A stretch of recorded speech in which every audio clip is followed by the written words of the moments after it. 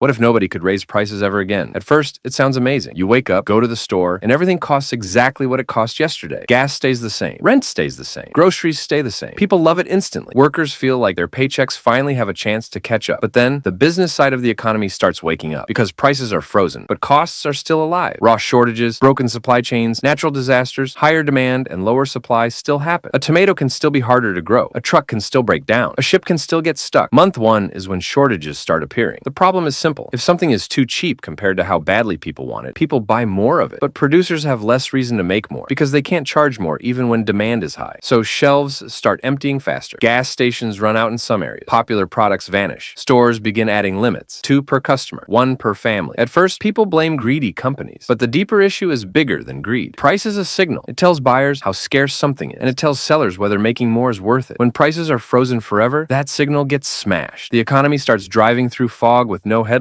By month 2, companies start choosing what to keep making. If a product costs too much to produce at the frozen price, it disappears because making it becomes a losing game. A bakery can't keep selling a loaf for $3 if flour, labor, electricity, and delivery make each loaf cost $4 to produce. At that point, every loaf is basically a tiny financial injury with crust. So businesses cut hours, they cut quality, they cut variety. The store still exists, but it gets emptier and weirder. Instead of 20 brands of pasta sauce, there are 3. Instead of fresh options, there are cheaper substitutes. Instead of fast service, there is one exhausted employee doing the work of 5. By month 3, the black market shows up, because it always does. If the official price of something is too low and supply is short, people find other ways to pay. Maybe the price on paper stays the same, but now there are membership fees or delivery fees. If those are banned too, people trade favors, cash under the table, goods for goods. Connections matter more. Your cousin who works at the warehouse suddenly becomes the most important man in the family. That is where the unfairness gets worse. Price controls are supposed to protect average people, but shortages usually reward people with time, connections, or power. A rich person can hire someone to wait in line. A business owner can trade access. A government worker can decide who gets supplies first. Regular people just stand there, refreshing a website at 6 a.m. like they are trying to buy concert tickets from hell. By month 6, investments start drying up. Why build a new apartment building if rent can never rise? Even when construction costs change. Why open a new grocery store if your costs can move but your prices can't? Why expand a factory if the reward is capped and the risk is still real? Businesses stop thinking about growth and start thinking about survival. New projects get delayed, repairs get skipped, equipment gets older, buildings get uglier. This is the part people would feel every day. The official price of life looks frozen, but real life gets worse. You pay the same price for worse service, same price for longer waits, same price for lower quality. It is like inflation got banned from using the front door, so it climbed in through the window. By the end of year 1, America has 2 economies. The official economy has frozen prices, empty shelves, long lines, limits, and products that get worse over time. The unofficial economy has favors, side payments, private deals, and people quietly paying more without calling it a price increase. The law says prices never rise. Reality finds 1,000 other ways to charge you, and the government gets dragged deeper into it. To fight shortages, officials start deciding who gets what. More rules, more rationing, more inspections. The economy becomes less about producing more and more about getting permission. Businesses spend less time serving customers and more time trying to survive the rules. 10 years later, the country still has prices on paper, but those prices mean less and less. A car may officially cost the same, but getting one takes years, connections, or extra payments disguised as something else. Rent may officially stay frozen, but apartments become impossible to find because nobody wants to build enough new ones. Food may have fixed prices, but quality drops, variety shrinks, and shortages become normal. The economy does not explode in one big fireball. It rots slowly. The core problem is brutal and simple. You can freeze prices, but you can't freeze reality. You can't freeze storms, bad harvests, broken machines, or human behavior. When the price can't move, everything else has to move instead.